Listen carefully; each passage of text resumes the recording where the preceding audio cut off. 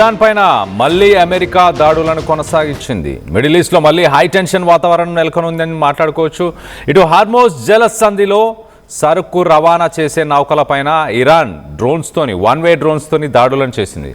దాంట్లో 3 డ్రోన్స్ని అమెరికా ఎదుర్కోగలిగింది, కానీ ఒక్క డ్రోన్ని మాత్రం ఆపలేకపోయింది. ఆ ఒక్క డ్రోన్ సింగపూర్కి సంబంధించిన ఒక కార్గో షిప్, అందులో కాస్ట్లీయెస్ట్ షిప్ అని చెప్పొచ్చు. ఆ కార్గో షిప్ని ఆ డ్రోన్ పూర్తిగా పీల్చివేసింది. ప్రతీకారంగా ఇరాన్ పైన అమెరికా ఇప్పుడు దాడులకు తిరిగింది. ఇరాన్ మిలిటరీకి స్థావరాలు అలాగే రాడార్ సిస్టమ్స్ని ప్రస్తుతానికి అమెరికా టార్గెట్ చేస్తూ బ్లాస్ట్ చేయడం జరిగింది. సెంట్రల్ కమాండ్ దీనికి సంబంధించి ఒక స్టేట్మెంట్ కూడా ఇచ్చింది. మరోపక్కన ఇరాన్ మిసైల్స్ అలాగే డ్రోన్స్కి సంబంధించిన రాడార్ సైట్లు, ఆ డ్రోన్ స్టోరేజ్ ప్లేసెస్, వీటన్నిటినీ అమెరికా యుద్ధ విమానాలు వాడి దాడులను నిర్వహించింది. దీనికి బదులుగా ఇస్లామిక్ రెవల్యూషనరీ గార్డ్స్ ప్రతి దాడులను చేసే ప్రయత్నం చేసింది. ప్రస్తుతం సిచ్యువేషన్పై ఇరాన్ పైన అమెరికా రగిలిపోతుంది. పశ్చిమాసియా పరిస్థితులపై స్విట్జర్లాండ్లో జరుగుతున్న మరొక పక్కన శాంతికి సంబంధించిన చర్చల ప్రస్తావన జరుగుతున్న సమయంలోనే ఈ ప్రస్తుత దాడులతో మరి చర్చలపై కొంత అన్సర్టనిటీ అనేది ప్రస్తుతానికి నెలకొని ఉంది. ఇరాన్కు గట్టిగా బుద్ధి చెప్తామంటూ ట్రంప్ మాట్లాడుకొచ్చాడు. ట్రంప్ తను కూడా ఒక స్టేట్మెంట్ ఇచ్చాడు. ఈ కాల్పుల విరమణ తర్వాత ఇలాంటి దాడులు ఇరాన్ చేయడం అనేది అసలు సమంజసం కాదు, దిస్ ఇస్ నాట్ యాక్సెప్టబుల్ అంటూ ట్రంప్ కూడా మాట్లాడుకొచ్చారు.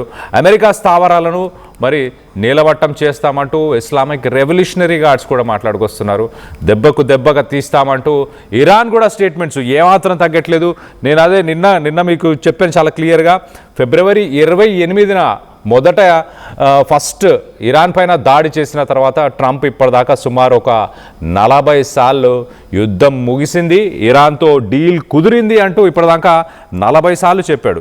ఆ 40 సార్లు చెప్పాడు, కానీ దాని తర్వాత యుద్ధం కంటిన్యూ కొనసాగుతూనే ఉంది. దానికి ఇదే నిదర్శనం అని అనుకోవచ్చు. ఒకసారి నిన్న జరిగిన దాడికి సంబంధించిన ఆ షిప్ విజువల్ని మనం రైట్ సైడ్ కింద బాక్స్లో చూస్తున్నాం. దట్టమైన పొగతో నిండిపోయిన ఆ షిప్పే సింగపూర్కి సంబంధించిన ఒక commercial cargo ship. Yes, exactly ఈ షిప్ ఈ బాక్స్లో కనిపిస్తుంది చూడండి. దీన్ని ఒక వన్-వే డ్రోన్తో నిన్న ఇరాన్ టార్గెట్ చేసింది. ఇరాన్ ఎందుకు టార్గెట్ చేసింది అంటే, స్ట్రైట్ ఆఫ్ హార్మోజ్ నుంచి ఏ షిప్ వెళ్ళాలన్నా అక్కడ మేము కొన్ని దారులను పెట్టాం, ఆ దారి నుంచే ఆ షిప్స్ వెళ్ళాలి. అలాగే మొదట ఇరాన్ని కన్సల్ట్ చేయాలి, మేము స్ట్రైట్ ఆఫ్ హార్మోజ్ నుంచి వెళ్ళాలనుకుంటున్నాం అంటూ ఇరాన్ పర్మిషన్ తీసుకుంటేనే, ఆథరైజేషన్ ఇచ్చిన తర్వాతనే షిప్స్ అక్కడి నుంచి మూవ్ అవ్వాలి అంటూ ఇరాన్ చాలా క్లియర్గా వార్నింగ్స్ ఇచ్చే ప్రయత్నం చేసింది. దాని తర్వాత డైరెక్ట్గా 4 షిప్స్ని అటాక్ చేసింది. ఆ 4 షిప్స్లో 3 షిప్స్ పైన డ్రోన్స్ ఏవైతే వచ్చాయో వాటిని అమెరికా ఆపగలిగింది, కానీ ఈ సింగపూర్కి సంబంధించిన ఈ షిప్ని మాత్రం ప్రస్తుతానికి నిన్న ఆపలేని పరిస్థితి. నిన్న ఈ ఘటన చోటు చేసుకుంది. ఈ ఘటన చోటు చేసుకున్న తర్వాత ఇమీడియట్గా ట్రంప్ ఒక స్టేట్మెంట్ ఇచ్చాడు. ఏం మాట్లాడాడు ఒకసారి ట్రంప్ మాటల్లోనే విందాం, దాని తర్వాత డీటెయిల్గా పరిశీలించే ప్రయత్నం చేద్దాం. నిన్న జరిగిన ఈ ఘటన ఒకసారి మనం చూస్తే, ఇది సింగపూర్కి సంబంధించిన ఎవర్ లవ్లీ అనే ఒక కాస్ట్లీయెస్ట్ ఎక్స్పెన్సివ్ షిప్ అని చెప్పొచ్చు. ట్రంప్ ఒకసారి దీనిపైన ఈ అటాక్ పైన ట్రంప్ రియాక్ట్ అవుతూ మాట్లాడాడు. ఒకసారి ట్రంప్ మాటలను విని దాని తర్వాత డీటెయిల్గా విశ్లేషించే ప్రయత్నం చేద్దాం.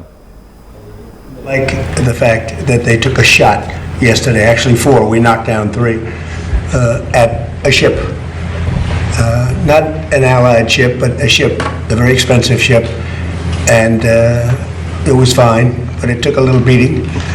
They shouldn't be doing that, so you'll find out. Will the U.S. You'll find out. Will the U.S. respond? What is your message to Iran? Respond, you're going to find out. On Iran, Mr. President, you said that Iran violated the ceasefire. Will they face any consequences? Well, you'll find out. Do you consider the ceasefire to still be in place? I don't like the fact that they took a shot yesterday, actually 4, we knocked down 3 at a ship, not an allied ship, but a ship, a very expensive ship, and it was fine, but it took a little beating. They shouldn't be doing that, so you'll find out. Will the U.S. You'll find out. Will the U.S. respond? What is your message to Iran? Respond, you're going to find out.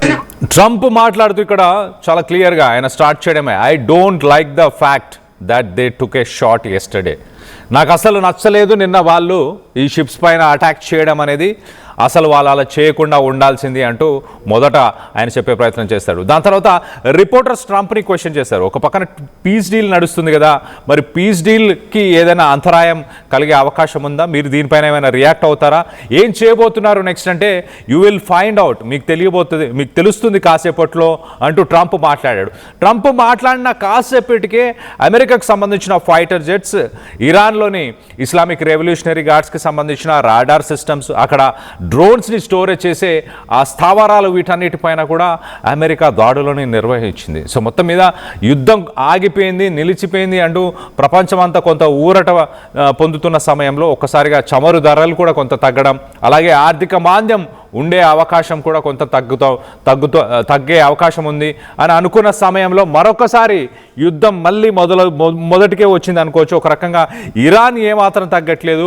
Iran straight of Hormuz నుంచి ships వెళ్ళడానికి నేను permission ఇచ్చానంది, కానీ అది చెప్పిన రూట్లోనే షిప్పులు వెళ్ళాలి, అలాగే Iran permission తీసుకున్న తర్వాతనే ఆ షిప్స్ వెళ్ళాలి అన్నదాన్ని చాలా క్లియర్గా ఇరాన్ స్టాండ్ తీసుకుంటుంది. అలా కాకుండా కొంచెం రూట్ మార్చినా కూడా మనం రైట్ సైడ్ బాక్స్లో చూస్తున్నాం, సింగపూర్కి సంబంధించిన కాస్ట్లీయెస్ట్ షిప్ అని చెప్పొచ్చు ఎవర్ లవ్లీ అనేది. ఇదొక కార్గో షిప్, ఇదేమి యుద్ధ నౌక కాదు. ట్రంప్ కూడా అదే చెప్తున్నాడు, ఇది మాకు సంబంధించిన షిప్ అలాంటిదేం కాదు, ఒక కార్గోకి సంబంధించిన షిప్, కానీ చాలా ఎక్స్పెన్సివ్ షిప్ ఉండే, దీన్ని ఇరాన్ పేల్చివేయడం అనేది సరైన విషయం కాదు అంటూ అమెరికా రెస్పాండ్ అయ్యే ప్రయత్నం చేసింది. అమెరికా ఇమీడియట్గా అమెరికాకు సంబంధించిన యుఎస్ సెంట్రల్ కమాండ్ ఒక పవర్ఫుల్ రెస్పాన్స్ని ఎగ్జిక్యూట్ చేసే ప్రయత్నం చేశారు. వాళ్ళు ఇరాన్కి సంబంధించిన మిసైల్, అలాగే డ్రోన్ స్టోరేజ్ ఫెసిలిటీస్, అలాగే coastal radar systems, straight of Hormuz పరిసర ప్రాంతాల్లో ఉన్న రాడార్ సిస్టమ్స్ని వీటన్నిటిని కూడా మేము పేల్చివేశాము అంటూ కూడా అమెరికా సెంట్కామ్ ఒక స్టేట్మెంట్ ఇచ్చే ప్రయత్నం చేసింది. మరోపక్కన జూన్ 17 ఇస్లామాబాద్లో ఒక మెమరాండమ్ ఏదైతే, ఒక అగ్రిమెంట్కి ఏదైతే వచ్చారో పీస్ డీల్కి సంబంధించి, ఆ పీస్ డీల్ అగ్రిమెంట్ ప్రకారం చాలా క్లియర్గా స్ట్రైట్ ఆఫ్ హార్మోజ్ నుంచి అన్ని కమర్షియల్ షిప్స్ వెళ్ళడానికి అనుమతి ఇవ్వాలి అంటూ ఒక పాయింట్ని అయితే మెన్షన్ చేసుకున్నారు. బట్ ఆ పాయింట్ని ప్రస్తుతానికి ఇరాన్ పట్టించుకోకపోవడం, ఆ పాయింట్ని వదిలివేయడంతో దీనిపైన జేడీ వ్యాన్స్ కూడా రియాక్ట్ అయ్యారు. అమెరికాకు సంబంధించిన వైస్ ప్రెసిడెంట్ జేడీ వ్యాన్స్ మొదటి నుంచి ఆయన కూడా నెగోషియేషన్స్లో చాలా యాక్టివ్గా పార్టిసిపేట్ చేస్తున్నారు. ఆయన ఏమన్నారు ఒకసారి చెప్పే ప్రయత్నం చేస్తా. Vice president JD Vance took a hard stance on social media warning that violence will be met with violence, అంటే మీరు విధ్వంసానికి దిగితే మేము కూడా విధ్వంసం చేస్తాము అంటూ అమెరికా వైస్ ప్రెసిడెంట్ చాలా క్లియర్గా చెప్తున్నారు. ఆయన ఇంకొక పాయింట్ కూడా చెప్పే ప్రయత్నం చేస్తున్నారు, మేము శాంతి ఒప్పందాన్ని మేము గౌరవిస్తున్నాం, ఇరాన్ కూడా గౌరవిస్తే బాగుండేది, ఇరాన్ గౌరవించకపోతే ఖచ్చితంగా మేము కూడా విధ్వంసాన్ని, వైలెన్స్తోనే మేము కూడా డీల్ చేస్తాము అంటూ కూడా America vice president JD Vance చెప్పుకొచ్చారు. మరోపక్కన they should pick up the phone rather than launching drones, మీరు ఏవైనా ఇబ్బందులుంటే మీరు మాటలు చర్చలోకి రావాలి, మీరు మాట్లాడాలి, అంతేకాని ఇమీడియట్గా మీరు డ్రోన్స్ని లాంచ్ చేయడం అనేది సరైన విషయం కాదంటూ America vice president JD Vance చెప్పుకొస్తున్నారు. సో ఎక్కడో కొంత కోఆర్డినేషన్, మ్యూచువల్ అండర్స్టాండింగ్ అయితే ఖచ్చితంగా మిస్ అవుతుంది. అమెరికా అలాగే ఇరాన్ మధ్య కొంత కమ్యూనికేషన్ గ్యాప్ ఉందని మీరు అనుకుంటున్నారా? ఎందుకంటే మీరు ఫోన్ చేయాలి, మీరు మాట్లాడాలి అంటూ అమెరికా వైస్ ప్రెసిడెంట్ మాట్లాడుతున్నారు. ప్రెసిడెంట్ ఏమో మీరు వైలేషన్స్ చేశారు, మీరు డైరెక్ట్గా అటాక్ చేస్తున్నారు, నేను దానికి సమాధానం ఇస్తాను, దానికి పర్యవసాలు ఉంటాయి అంటూ అమెరికా ప్రెసిడెంట్ ట్రంప్ మాట్లాడుతున్నాడు. మరోపక్కన అమెరికా వైస్ ప్రెసిడెంట్ మీరు వైలెన్స్కి దిగితే మేము వైలెన్స్ చేస్తాము, మేము కూడా విధ్వంసాన్ని సృష్టిస్తాము అంటూ అమెరికా వైస్ ప్రెసిడెంట్ చెప్తున్నారు. అసలు ఇరాన్ డిమాండ్స్ని అమెరికా పట్టించుకోవట్లేదా, అందుకే యుద్ధం ఇంకా కొనసాగుతుందా, లేక అమెరికా డిమాండ్స్ని ఇరాన్ పట్టించుకోవట్లేదా, అందుకే యుద్ధం కొనసాగుతుందా? ఈ 60 రోజులు సీజ్ ఫైర్ ఏదైతే అమెరికా ఇరాన్ ప్రకటించాయో ఆ 60 రోజుల పాటు చర్చలు కొనసాగుతుంటాయి. 60 రోజులు ఓన్లీ శాంతికి సంబంధించిన చర్చలు మాత్రమే కొనసాగుతుంటాయి, యుద్ధం ఆగిపోలేదు.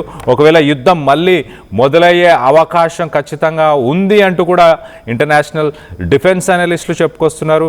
ఇప్పుడు ఉన్న పరిస్థితులను చూస్తే కూడా అది చాలా క్లియర్గా యుద్ధం ఏ క్షణమైనా మళ్ళీ స్టార్ట్ అయ్యే అవకాశం ఉన్నట్టు చాలా క్లియర్గా కనిపిస్తుంది. సో 60 రోజులు మరి శాంతి చర్చలు నడిచే అవకాశం ఉందా, మధ్యలోనే నిలిచిపోతాయా?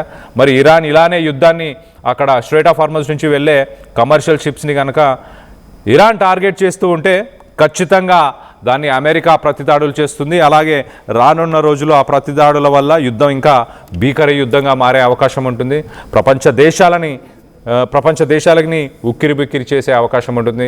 చమురు ధరలు ఆకాశాన్ని అంటైతే ప్రపంచ దేశాలు దానివల్ల ఎంతో నష్టపోతాయి. ఆల్రెడీ ఈ సంవత్సరం సుమారుగా 100 రోజులకు పైగా చమురు ధరలు ఆకాశాన్ని అంటడంతో నిత్యావసరాల ధరలు ఇన్ఫ్లేషన్ రేట్ ప్రపంచ దేశాల్లో చాలా హైగా ఉండడం, అమెరికా లాంటి దేశంలో కూడా ఇన్ఫ్లేషన్ రేట్ ప్రస్తుతానికి 4% కంటే ఎక్కువ ఉండడం, అలాగే ఇండియాలో కూడా 3.9% సుమారు 3.9% ఇన్ఫ్లేషన్ రేట్. అంటే రానున్న రోజుల్లో మనం నిత్యావసరాల ధరలను కూడా మనం చూడబోతున్నాం పెరుగుదల. వీటన్నిటికీ సంబంధించి మీరేమనుకుంటున్నారు? యుద్ధం ఇంకా కొనసాగే అవకాశం ఉందని మీరు భావిస్తున్నారా? దీనిపై మీ అభిప్రాయాలు ఏంటనేది కింద కామెంట్ రూపంలో తెలియపరచండి.